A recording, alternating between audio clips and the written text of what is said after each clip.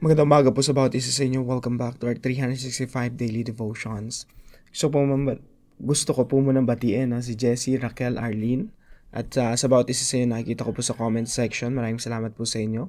Maging sa bawat isa na nakikisabay o sumusubaybay dito sa ating Daily Devotions tuwing umaga. Hello po sa inyo at patuloy po kayong pagparain ng ating Panginoon. Now sa tema po natin tatalakayin this week, ito po ay may kinalaman po sa mga pangako ng Diyos. Hope in God's promises. Mga kapatid, dahil ang Diyos ay hindi niya tayo kailanman bibiguin sa kanyang mga pangako, pwede talaga tayong umasa sa mga pangako ng Diyos.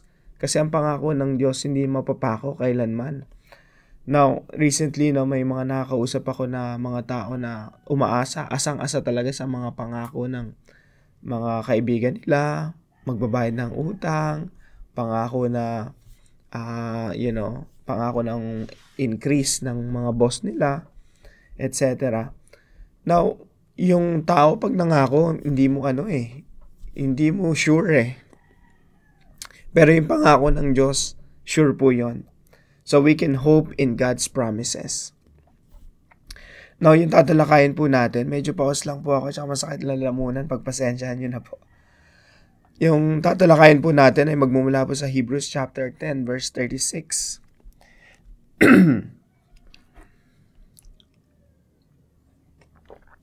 Ang sabi po rito, you need to persevere so that when you have done the will of God, you will receive what He has promised. Sa Tagalog po, kinakailangan kayo'y magtiis upang masunod ninyo ang kalooban ng Diyos at matanggap ninyo ang kanyang ipinangako. So sa atin po mga Kristiyano, mga mananampalataya tagasunod ng ating Panginoong Jesucristo, hindi po sapat yung paantay-antay na lang tayo, waiting na lang pagdating sa mga pangako ng Diyos. Kasi ang pangako ng Diyos, nandyan na yan darating yan Wala namang problema sa part ng Diyos Ang problema nasa part natin. Kaya sinasabi dito sa mga talatang ito, we need to persevere. Kailangan po nating magtiis, kailangan nating magpatuloy upang masunod natin ang kalooban ng Diyos. We need to do the will of God. Kasi yung pangako ng Diyos, applicable yan para yan sa mga tao na sumusunod sa Kanya. Hindi pwedeng ang isang tao na hindi sumusunod sa kalooban ng Panginoon, claim ng mga pangako ng Diyos sa Biblia. Now, yung mga pangako po ng Diyos sa Biblia, ito po ay matatanggap ng mga taong sumusunod sa kanyang kalooban. Now, yung unang katuruan po natin ngayong umaga, Christian life is not a walk in the park. Yung buhay Kristiyano po, hindi po ito parang naglalakad ka lang sa parke. Walk in the park na pwedeng mabagal, pabanjing-banjing, patingin-tingin, yung masaya ka lang. Ganun lang kasi yung pag nagpupunta ka sa park, palakad-lakad ka lang doon, papasyal-pasyal. Now, yung Christian life po, it's not a walk in the park. It's not a bed of roses. Ako nga ngayon, pause na pause. Dami ko kasing wala kasi akong ginawa kundi magsalita. Ayan, lalo na kahapon, So, Christian life is not a walk in the park. Hindi po yan bed of roses. Hindi po yan easy. In fact, pag tinignan niyo po yung mga sulat ng ating Panginoong Jesucristo, not sulat, mga katuruan na sinulat ng mga apostol, lagi sinasabi ng Panginoong Jesucristo, if you follow me, if you want to follow me, you have to expect suffering. Meron talagang self-denial. Meron talagang taking up your own cross and follow the Lord Jesus Christ. So Christian life is not a walk in the park. Expect na po natin that trials will come. Suffering will come. Pagsubok, darating yan. It's just a matter of time. Now, sa katunayan nga, sa mga kasama natin ngayon dito sa Daily Devotions, marami po sa inyo, hindi na kailangang antayin pa yung suffering Kasi kayo na mismo dumadanas na ng suffering right now. Ako mismo dumadanas na ng suffering. We all suffer all the time. And in the future po, kung tingin mo hindi ka pa nagsasuffer ngayon, In the future, problems will come. Maraming mga pagsubok na darating. Expected na po yun. Bakit po? Christian life is not a walk in the park. Kung ikaw para ka naglalakad sa parke ngayon, antayin mo lang kapatid. No? Bakit ko sinasabi to? Kasi normal yun eh. Suffering is normal. Tingnan po natin dito sa mga talata na to sa Hebrews chapter 10 verse 32 to 35. Ito po yung mga naunang talata bago mag-36 yung verse natin ngayong umaga. Sabi po rito, subalit alalahanin ninyo ang mga nakaraang araw, na pagkatapos na kayo ay maliwanagan, ibig sabihin natanggap nyo yung ebanghelyo, naunawaan nyo si Jesus Christ, nagsuko kayo ng buhay sa Panginoong Jesucristo. Pagkatapos yung maliwanagan patungkol sa kanyang katuruan, ay nagtiis kayo ng matinding pakikipaglaban na may pagdurusa. Nagtiis kayo, ibig sabihin may pagtitiis, may mga pagsubok, may tinitiis ka ng matinding pakikipaglaban na may pagdurusa, na kung minsan ay hayagang inilalantad sa pag-aalipusta at pag-uusig, at kung minsan ay nagiging mga kabahagi ng mga nagdaranas ng gayon. Sapagkat kayo ay nahabag sa mga bilanggo at tinanggap ninyo ng buong galak ang pagkakasamsam sa inyong mga ari-arian. Pati yung mga properties nyo pinagkukumpiska. Palibasa ay inyong nalalamang mayroon kayong isang pag-aaring higit na mabuti at tumatagal. Kaya't huwag ninyong itakwil ang inyong pagtitiwala na may dalang gantimpala. So ito, sulat po ito ng writer ng Hebrews. Katunayan na yung mga sinulatan niya ay dumadanas talaga ng mga pagdurusa, pag-uusig, pagkukumpiska ng property nila, pag-aalipusta. At lahat po apektado, emotional, finances, everything. Dinadanas nila ng mga pagdurusa, including health. So Christian life is not a walk in the park. Ngayon, hirap na hirap ako. Hirap na hirap ako magsalita. Parang wala boses na lumalabas sa akin. Pero sa biyaya ng Panginoon, tapusin natin ang devotion natin. Number 2 po. Christians need to persevere even through suffering. Yung mga Kristiyano po, kailangan talaga magpatuloy, magpursige. Kailangan po talaga magtiis even through suffering. Hindi porke may suffering ka, may pagdurusa ka, hinto ka na. Hindi porke nadapa ka, hindi ka natatayo. Hindi porke wala ka nang nakikitang pag-asa sa paligid mo, mag-give up ka na. Christians need to persevere even through suffering. Kaya ka nga Kristiyano eh. In the first place, you believe in God. God is the source of strength. God is the source of your power so that you can endure suffering. Kung ikaw hindi ka Kristiyano, then give up, no? Pero yung mga hindi nga Kristiyano, hindi nag-give up eh. Hindi nga sumusuko eh. How much more ikaw na Kristiyano na merong Diyos sa buhay? Mas lalo ka dapat hindi sumuko. Christians need to persevere even through suffering. And number 3 po, doing the will of God is the means to receive God's promises. Sabi po sa mga talata natin, you need to persevere so that when you have done the will of God, kaya ka pala magpapatuloy, ang ipagpapatuloy mo yung paggawa ng kalooban ng Diyos.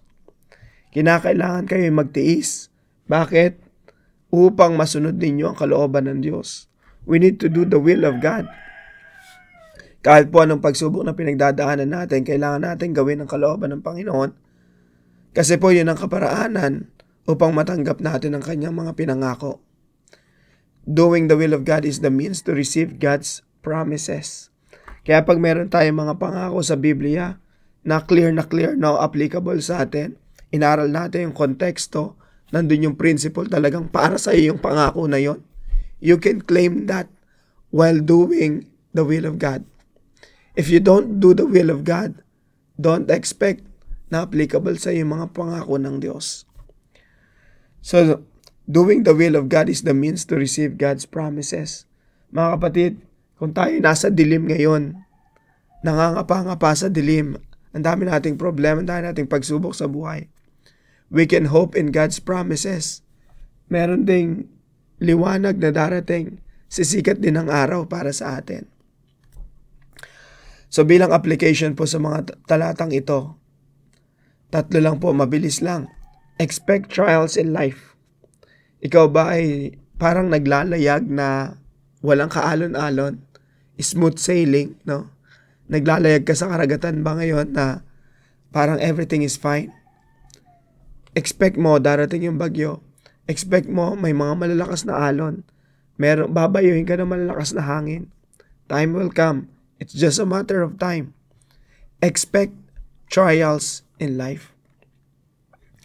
Number 2 po, get ready to persevere. Maging handa po tayo. Ihanda natin yung ating mga puso na pag dumating yung pagsubok, unos sa buhay, o maging trahedya, or mamatayan tayo ng mga mahal sa buhay, or ma-zero tayo when it comes to finances. Get ready. Be ready. Maging handa tayo. We must have a resolve to continue, to persevere.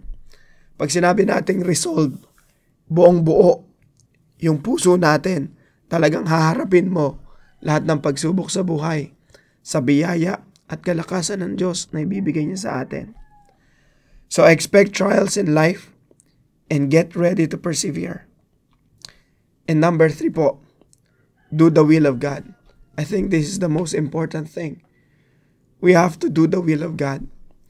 Hindi porke nagugutom pamilya mo, kakapit ka sa patalim. Hindi porke pag tinignan mo yung anak mo talagang walang-wala. Kakapit ka na sa patalim, gagawa ka na ng masama. Hindi pwedeng ang solusyon mo sa problema ay masama. Kasi po, magpapatong-patong lang yung trahedya sa buhay natin, mga problema natin. We have to do the will of God. Kailangan natin gawin kung anong tama. And God will bless us. God will come to our rescue. God will be with us to strengthen us, to empower us. So si Lord po, kaibigan po nating tapat, lagi nating kasama, at hindi po tayo pababayaan. So let's do the will of God and receive His promises. Matatanggap po natin ang mga pangako ng Diyos kapag po tayo nagpapatuloy na naglilingkod, nagpapatuloy sa ating pananampalataya sa Kanya, at nagpapatuloy po tayo sa paggawa ng kalooban ng Diyos. So ilang applications lang po ito. Hindi po ito madali. Mabilis lang i-devotion. Mabilis lang pag-aralan. Pero in reality po, talagang mabigat. So we have to expect trials in life. We have to get ready to persevere. And we have to do the will of God and receive His promises. Now, para po sa ating discussion, why is doing the will of God the means to receive His promises? Bakit ang pagtanggap sa mga pangako ng Diyos? You have to do His will. Kailangan mong maging Abraham, kailangan mong maging Moses, na hindi tinatwa ang Diyos, hindi tumalikod sa Diyos. Kailangan mong maging Joseph, na bagamat na siya'y nasa bilangguan, natanggap niya pa rin yung kanyang yung pangako ng Diyos sa kanya, na itataas siya, gagawing isa sa pinakamataas at pinaka-maimpluwensyang tao ng kanyang kapanahunan. Sa pamamagitan ng pagpapatuloy, we need to persevere. Ang tunay na Kristiyano na tumanggap ng biyaya ng Diyos, magpapatuloy, hindi susuko. So patuloy po natin i-discuss yan sa ating mga discussion group. Why is doing the will of God the means to receive His promises? Para naman po sa ating panalangin, Heavenly Father, I know for sure that I'm not exempt from experiencing hardships. Since Jesus, the Son of God, experienced all sorts of pain, who am I not to experience the same? Therefore, grant me the strength to overcome all the trials that come my way. Grant me perseverance to endure. Help me thrive. Let me soar on wings like eagles. Enable me to obey you so that when I have done your will, I may receive your promises. Thank you, Lord, because whatever happens, I know you are with me. You will never leave me nor forsake me. I pray this in Jesus' name. Amen and amen. Kung kayo po ay may natutunan sa devotion na ito, ipalam niyo lang po sa comment section right below this video. And please share this devotion to your family and friends. God bless you po. See you po tomorrow 5 a.m. dito sa ating daily devotion.